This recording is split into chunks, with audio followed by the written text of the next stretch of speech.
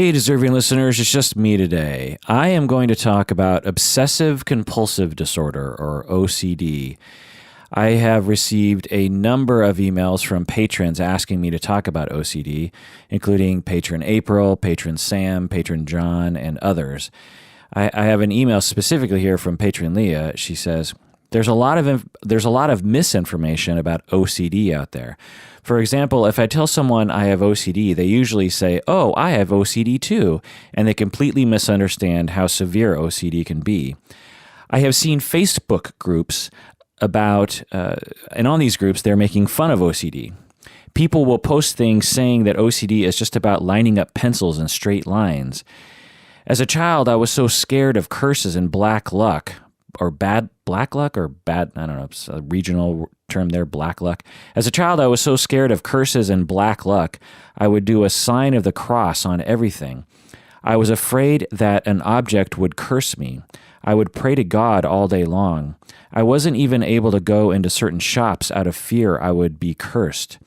But now I know the reason why I did these rituals was out of not feeling safe in my environment. So this episode is for those patrons because they have been asking me for a really long time to talk about this. There is a lot of bad information in our culture about obsessive compulsive disorder. The meaning of OCD has changed from a serious mental disorder to something really quite different and less severe.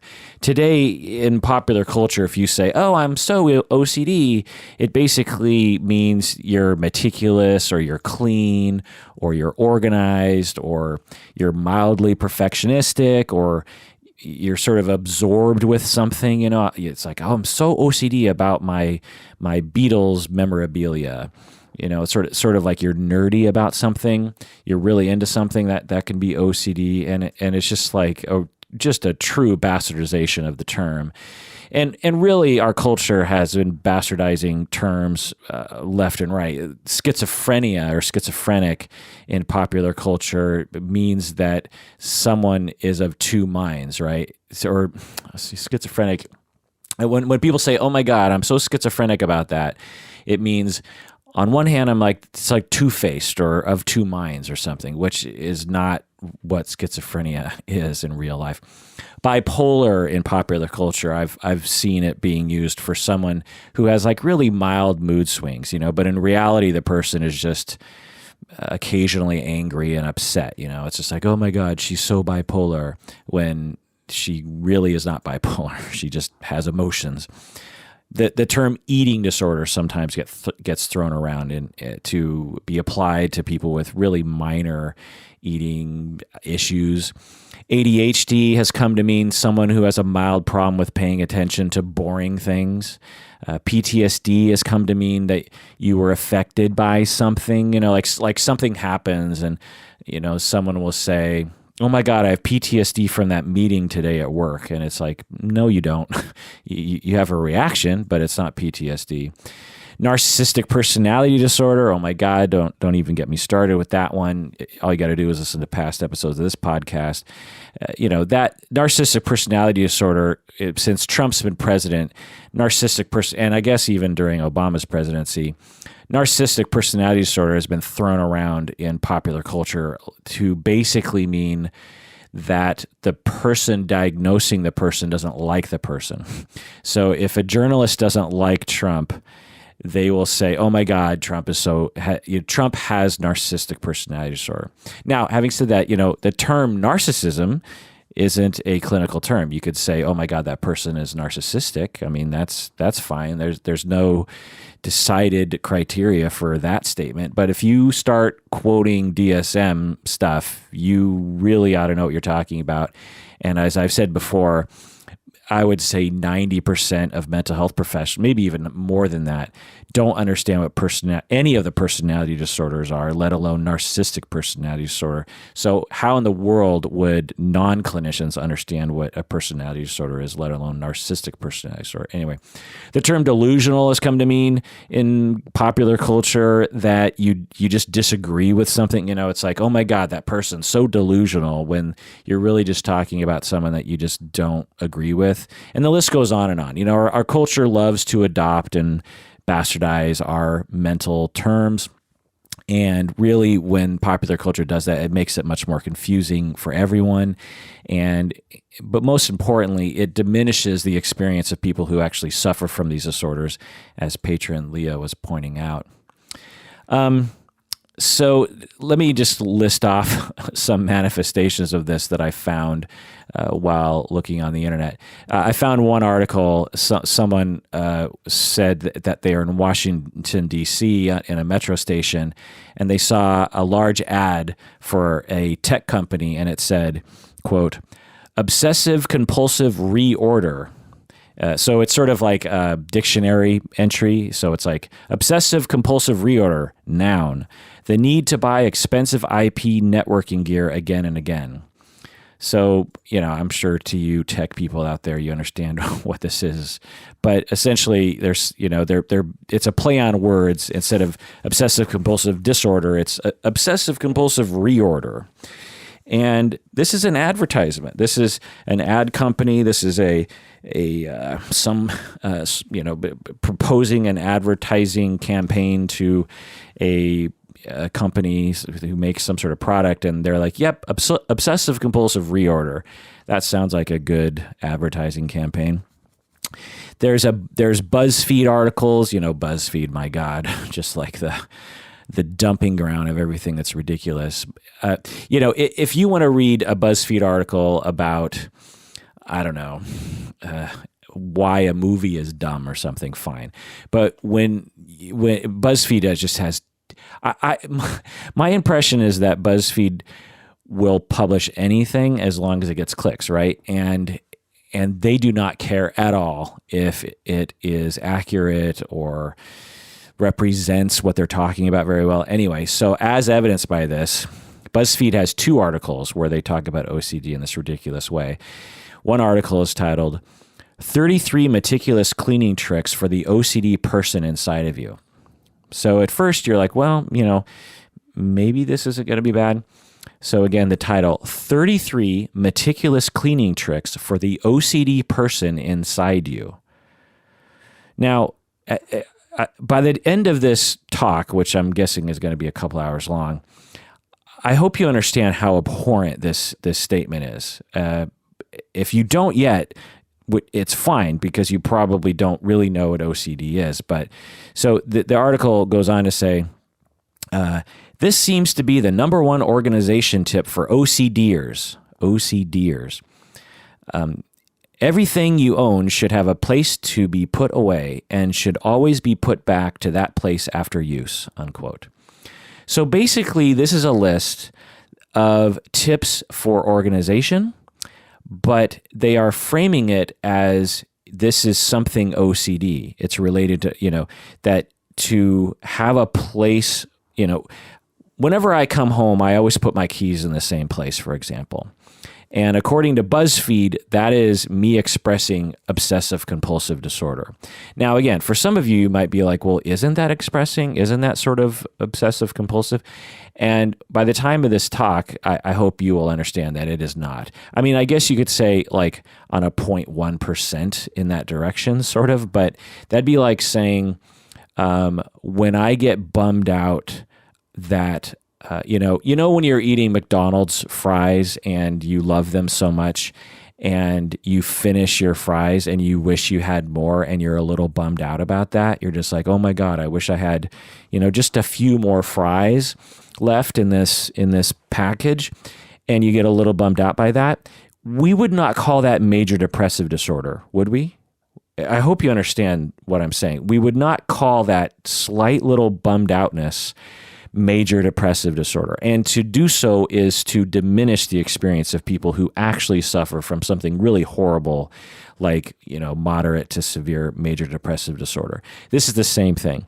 To say that people are organized and that is OCD is the exact same leap and exactly the same abhorrent diminishment of the true suffering that people with OCD actually experience. Another BuzzFeed article here, 19 things that will drive your OCD self insane. 19 things that will drive your OCD self insane. Now, I would provide quotes from this article on BuzzFeed, but I couldn't find the article text anymore because they changed the title to something else. They changed it to 18 little things that will drive you insane. So they took the OCD out, and I'm guessing that's because there was a backlash against them. But that wasn't enough backlash to change the 13 meticulous cleaning tricks for your OCD person inside of you. That first article I read to you, that one is still up and available for viewing. There are other things in our popular culture in addition to BuzzFeed and other places. Like there are hashtags on Twitter and Facebook, like the hashtag obsessive CrossFit disorder. Obsessive CrossFit disorder. Presumably, people will hashtag that when they are taking a picture of themselves for Instagram where they are at, CrossFit. It's like they do a selfie of themselves at CrossFit and they're like, hashtag obsessive CrossFit disorder. And again, not cool. Not cool, people. And there's several hashtags that involve OCD or play on words of OCD. There's even a makeup website company, like there's a company that makes makeup for faces. People put makeup on their faces. And the company is called Obsessive Compulsive Cosmetics. Obsessive Compulsive Cosmetics. Imagine, now, it's one thing to have a hashtag. It's another thing to have a stupid BuzzFeed article. It's another thing to invest probably millions of dollars and consult with multiple marketing people, or at the very least sit down and talk with your investors about what you're going to name your company, and to brainstorm various, because people brainstorm various different names. And to decide obsessive compulsive cosmetics, yeah, that's the one I'm going to go with. And I'm not going to consult with a mental health person before doing this because I don't care. And it sounds nifty to me. At the very least, a marketing person should be like, what if there's a backlash against this name? I mean, certainly there are billions of other names we could come up with for a cosmetics company other than obsessive compulsive cosmetics. Anyway, there's also been some popular movies and TV shows like As Good as It Gets from 1997 with Jack Nicholson. He's playing a man who has OCD. Basically, the movie, he's an asshole. He's just a jerk to everyone. But he also, in addition to having OCD, he avoids touching people because he's afraid of contamination. He wears gloves. He hand washes. He brings utensils with him to restaurants. He also avoids stepping on cracks. He also does the same thing every day. He likes to organize things in his house, and he locks his door several times. And and then at the end of the movie, spoiler alert, they basically hint that his OCD is about to be cured. His OCD starts to get better at the end of the movie. And the whole message is that it happened because he fell in love. So this man has OCD the entire movie, and he has a therapist, but he's really contentious with his therapist, and he's not compliant with treatment. And then he falls in love with Helen Hunt, and then lo and behold, his OCD symptoms start to diminish, which is just stupid. I mean, talk about Hollywood at its best. Oh, I'm falling in love. I no longer have obsessive compulsive disorder. As if a therapist is going to suggest to someone with OCD, like, well, if you fall in love, that should cure your OCD. It's just so dumb. And the movie basically treats OCD like it was just a plot device that symbolized him being uptight.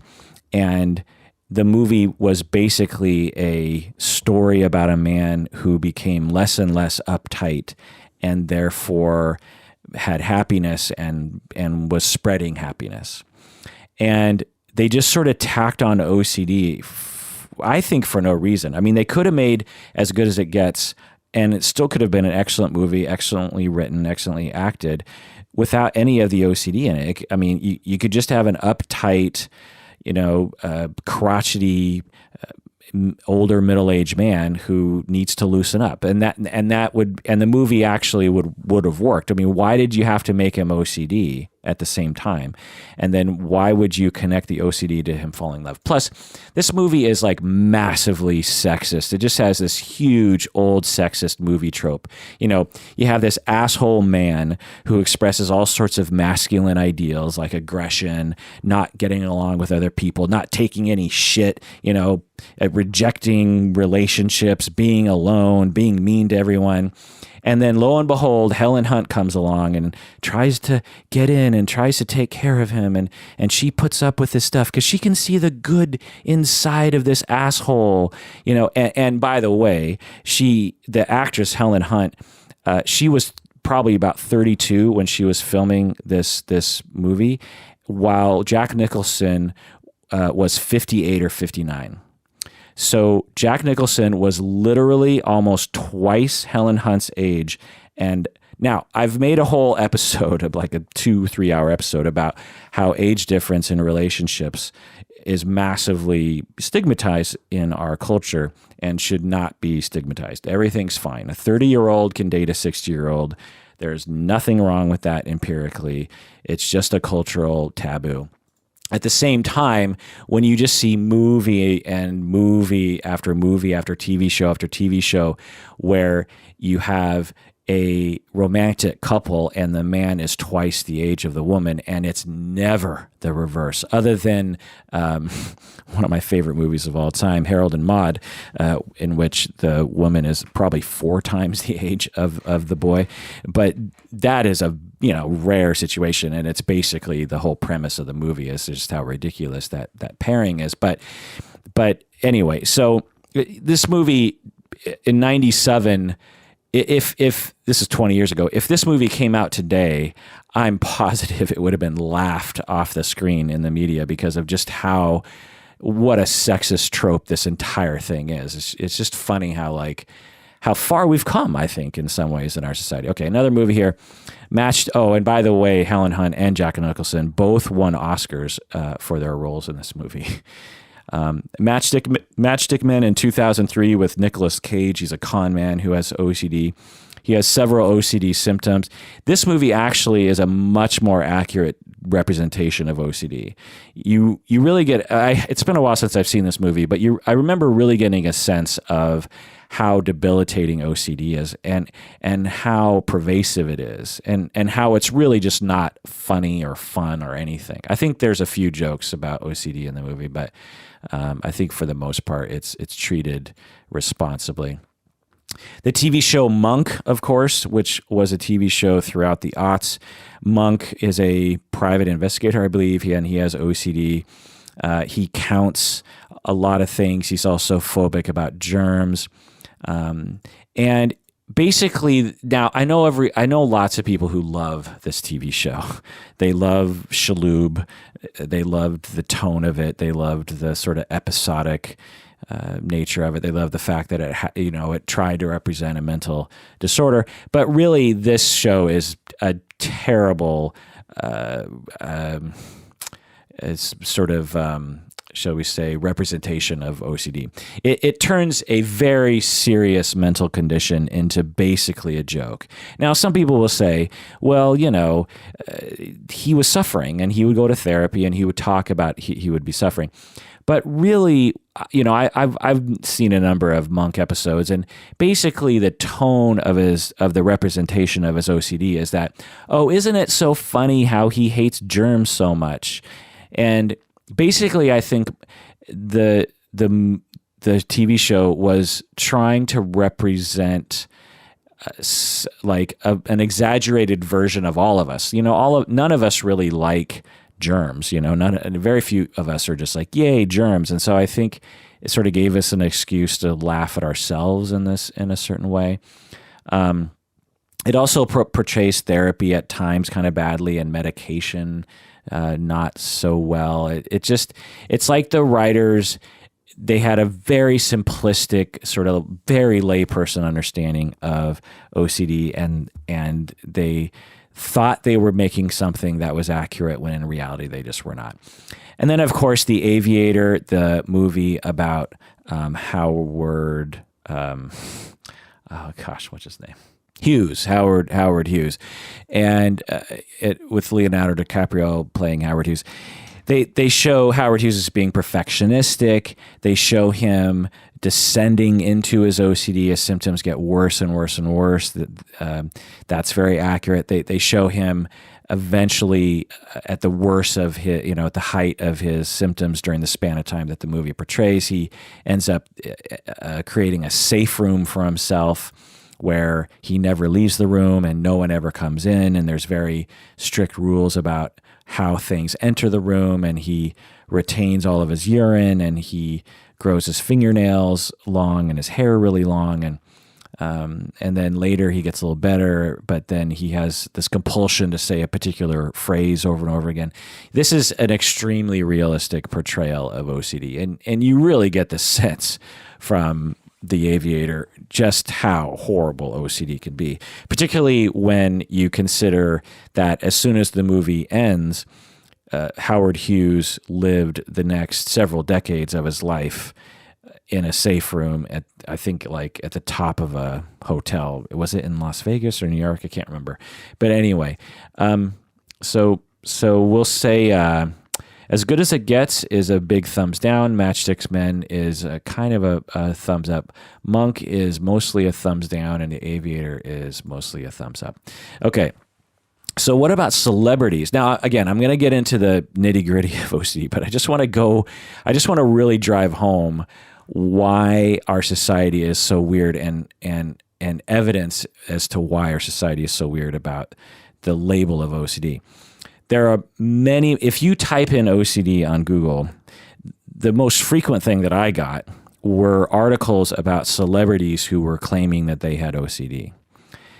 And that's not what they said. It was like, all these celebrities have OCD, But, and at first I was like, that's interesting. I mean, great. I mean, that all these people, Justin Timberlake, Leonardo DiCaprio, they're coming forward. This is really great. And then when I read the articles, I was like, wait a second. So let me look at this. So Justin Timberlake is one of the most frequently cited person who has said that he has OCD. I'm guessing it's because he's, one of the biggest celebrities of all time, or of our time. And Justin Timberlake has said that he has OCD. He says that, now I'm going to be listing a lot of celebrities here. And I did, I did as much as one can do from a desktop computer on Google, trying to find quotes and data to justify these celebrities' claims that they indeed had OCD. And the summary that I'll say is that most of these celebrities, I am guessing, would not actually qualify for OCD if they were assessed by an actual clinician who knew what they were talking about. I think that a lot of them have mild obsessions and mild compulsions, similar to how I get bummed out when I run out of McDonald's fries. I'm mildly depressed. I'm mildly demoralized, but I wouldn't qualify for the diagnosis of major depressive disorder. Or maybe a better example would be, there are days when I am a little down. I'm a little irritable. I'm a little tired. I'm a little burnt out. Things that I like to do just don't really, appeal to me. But the next day and for the next month, everything's fine. Therefore, I had a brief moment of what you would call extremely mild and extremely brief depression-like symptoms, but I do not qualify, if assessed, for the diagnosis of major depressive disorder. I surmise, based on the limited data that I could get my hands on, that a lot of these celebrities have extremely minor, within normal limits, obsessions and compulsions, but we would not qualify them for obsessive compulsive disorder. And again, once I get into describing the disorder, you'll see how severe and how horrible it can be. But Justin Timberlake says that he is overly obsessed with neatness, and he often spends hours making sure that objects are lined up perfectly. So this is one hint that maybe he does suffer from it, because he says he spends hours, which is one of the things that's really different about the disorder as opposed to within normal limits behavior, is that he's claiming he spends hours making sure that objects are lined up perfectly. Now, these are all just interview quotes and blah, blah, blah. So it's hard for me to tell. He could have been just exaggerating for the sake of, trying to make a point. He also says that he makes sure that the fridge is stocked with only certain foods. There's also reports of him and his girlfriend, Jessica Biel. Are they married now? I don't know. But anyway, they were arguing about the contents of their fridge, and blah, blah. Anyway, to me, other than that, spending hours making sure that objects are lined up perfectly, I think that Justin Timberlake might not actually qualify for the diagnosis. He might be on the spectrum. Donald Trump, in the past, before he became president, he used to say that he also suffered from OCD because he had a fear of germs. He reported that he did not like to shake hands with people, and that his phobias prevented him from touching the ground floor on elevators. So when he's on an elevator, he said he didn't like to touch the ground floor, presumably because that's the most touched button, and he thought maybe there were a lot of germs on it. Again, I'm guessing that Donald Trump does not have actual OCD, and that he has a mild phobia about germs. Because people who have OCD, one, have way more symptoms and way more debilitation, two, than he's putting forth, and two, when you have a phobia of, because you can actually just have a specific phobia of germs, you won't leave the house. It's most people, I would say anecdotally, 50% or more of Americans have what I would consider to be an excessive phobia of germs. I might qualify myself as one of those people. I'm one of those people that when I leave the bathroom, I try to open it with a towel, right? And upon consulting experts on such things, have come to at least rationally understand that although you want to avoid being contaminated with flu virus or other kinds of viruses during the flu season, there's only so much you can do, one, and two, a lot of the things that we do don't actually protect us, if that makes any sense. Anyway, Leonardo DiCaprio also claims he has OCD. He says that he avoids stepping on cracks. And here's a quote from him. He says, "I'm able to say at some point, okay, you're being ridiculous. Stop stepping on every gum stain that you see.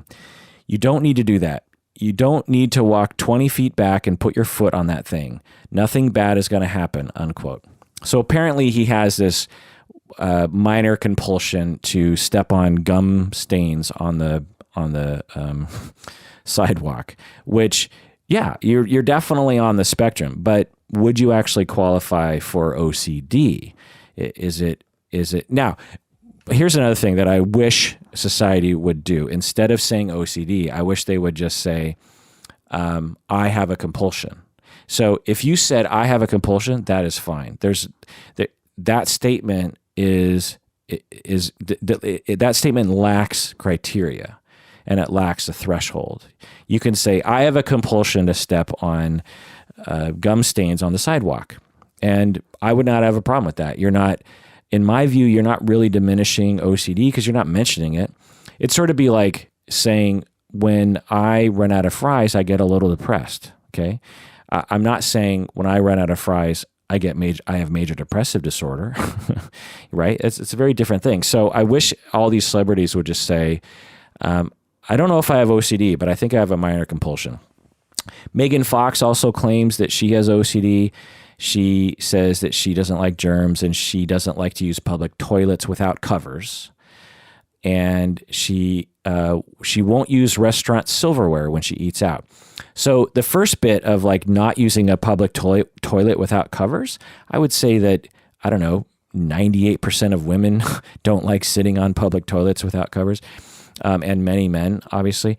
But the detail of not using refusing to use silverware in a restaurant, that is, I would categorize that as excessive. Now, would she qualify for actual OCD? I doubt it, given her description, but maybe. Billy Bob Thornton claims that he has OCD. He says that certain numbers represent certain people, and he can't use that number in certain circumstances. So this is an odd one. This isn't a germ one. This is like number related and interesting, but if that's the whole thing he has, that is not rise above the threshold of OCD. Jessica Alba says that she has OCD. She checks doors and appliances. She says she experiences intense anxiety. Okay, we're starting to get into the direction of actual OCD here. She says, it was like a panic came over me and I had to do something. And once I did, it was okay. So she's saying that unless she checks the door or unless she checks the appliance, she goes into a panic unless she actually does it, and then she feels better. So now we're getting into more of the realm of OCD or some other kind of anxiety disorder. But again, hard to say based on the data available. David Beckham claims he has OCD. He says that he counts things. He likes to organize things in straight lines. You might want to insert your bend it like Beckham joke right there, because he likes to organize things in straight lines. He also says, quote, I'll go into a hotel room and before I can relax, I have to move all the leaflets and all the books and put them in a drawer, unquote. So again, if this is all that he does, I would not qualify that as OCD. I would call it as compulsive, and minor obsessions, but I would not say he rises to the criteria of OCD, which I'll get into in a second. Katy Perry claims she has OCD. She says she brushes her teeth several times a day. She says, I'm so OCD that I wish the letters of OCD were in alphabetical order, unquote.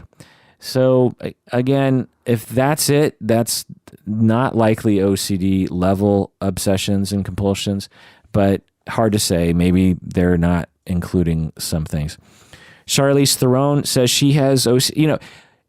It seems like the biggest celebrities of the world have OCD. Charlize Theron says she has OCD. She says that she needs to have things well organized, or else she'll feel uncomfortable. She says, quote, I have OCD, which is not fun. I have to be incredibly tidy and organized or it messes with my mind. I have a problem with cabinets being messy and people just shoving things in cabinets and closing the door. I will literally lie in bed and not be able to sleep because I'm like, I think I saw something in that cabinet that just shouldn't be there, unquote.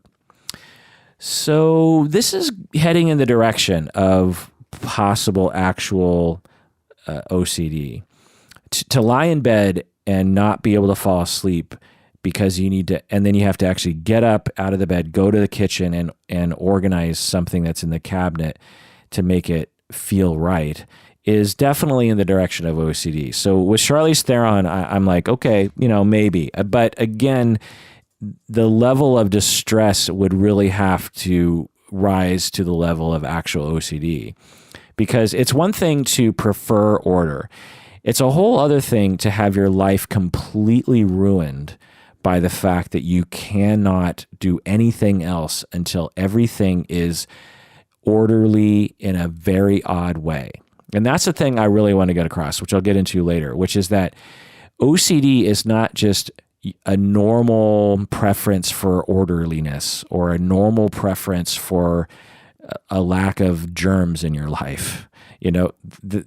There are a lot of people who are concerned about germs and spend a lot of time in the day trying to make sure that they don't infect themselves with some contaminant, and that does not mean that you have OCD. Just having those concerns does not mean you have OCD. And I'll get into like what the threshold for OCD actually is and how strange it is. Actually, OCD is a very one people who actually have OCD, you'd be like, oh, that is not normal. That is a very strange condition that person has.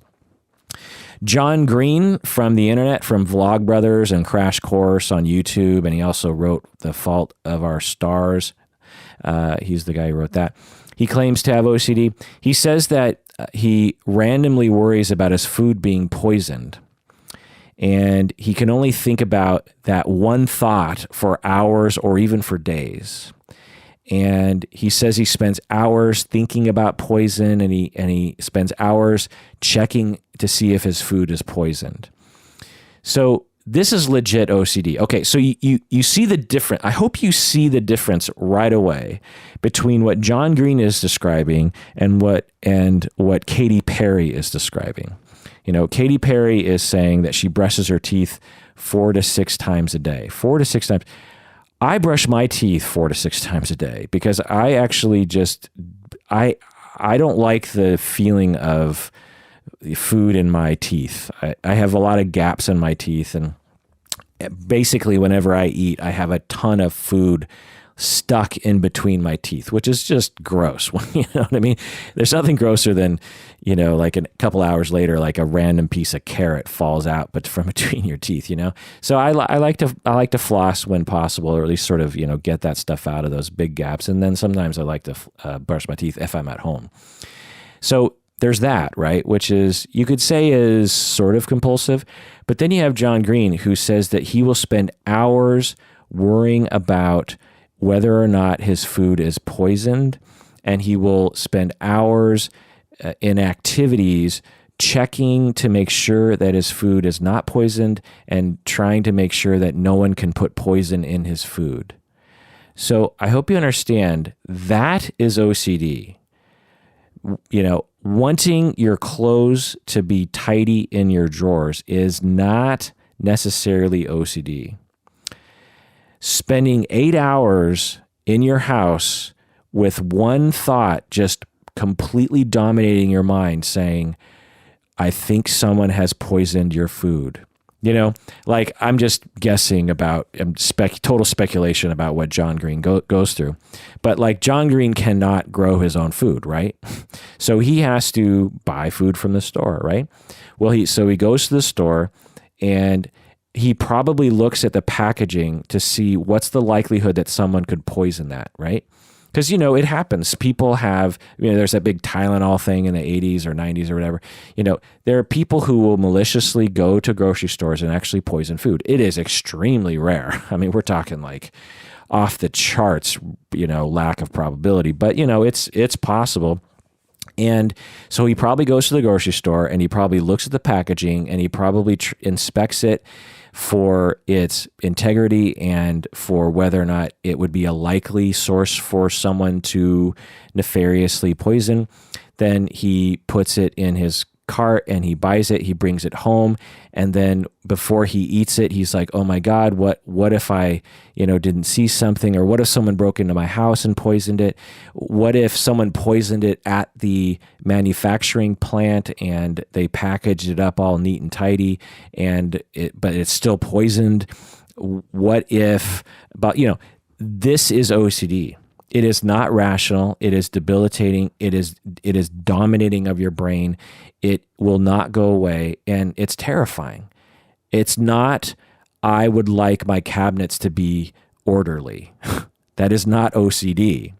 Unless that thought dominates your brain for your entire waking life for a week.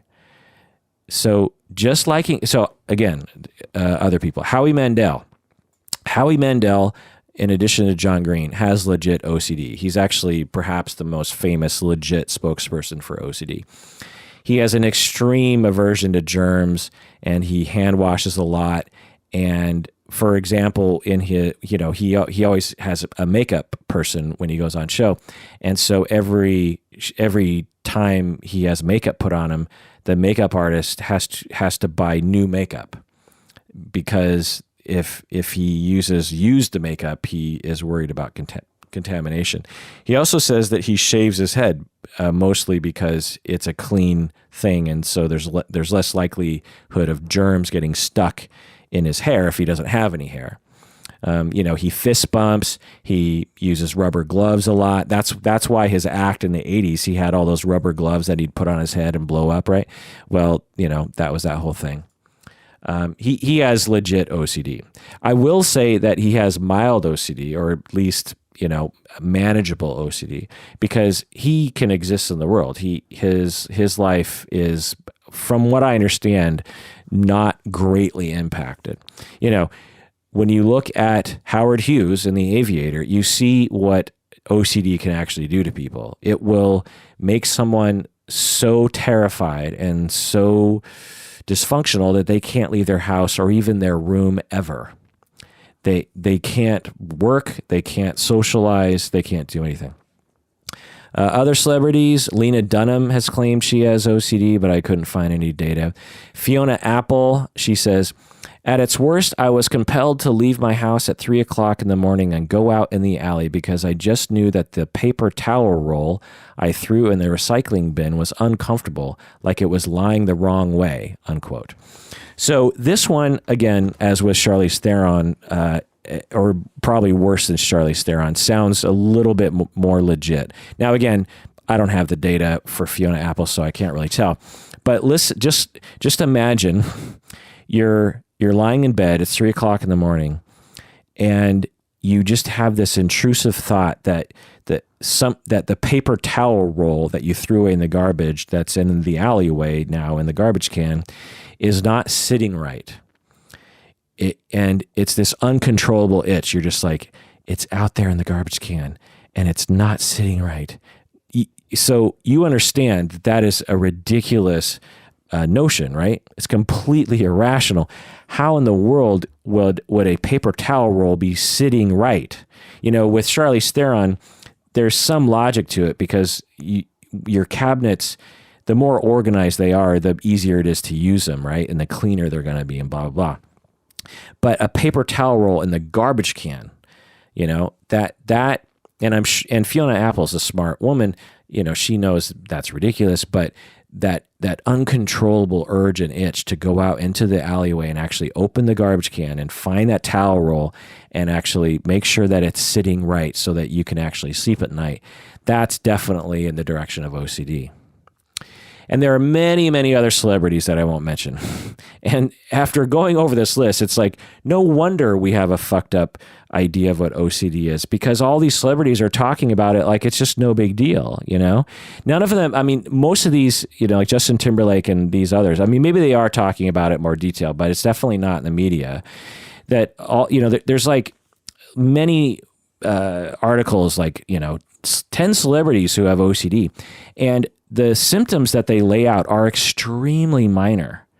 And so although, yay, it's great that we are destigmatizing mental illness by having celebrities come out and say that they suffer from mental illness, at the same time, so there's that kind of benefit, but there's also this huge disbenefit to mental illness in that it makes it look like OCD is no big deal, which results in people writing BuzzFeed articles talking about your inner OCD. Okay, so in this episode, I'm going to set the record straight. I'm going to talk about the symptoms in great detail. I'm going to talk about how much our culture has it wrong. I'm going to talk about the treatment. I'm going to talk about obsessive compulsive personality disorder, which is a whole other thing. I'll get into some history. I'll talk about the DSM. I'll talk about the causes and many other things. Let's introduce the podcast, finally. This is the Psychology in Seattle podcast. I'm your host, Dr. Kirk Honda. I'm a therapist and a professor. This episode is just for patrons of the podcast, even though I'm, an hour into it already. But the rest of it is just for patrons of the podcast. So if you're listening to this and you're not a patron of the podcast yet, this episode will end before the rest of the content begins. So if you want to hear the full episode, you have to become a patron of the podcast by going to patreon.com. That's patreon.com. Go there, become a patron of the podcast, and you will get access to this episode along with hundreds of other patron-exclusive episodes in which we do deep dives into various topics such as OCD.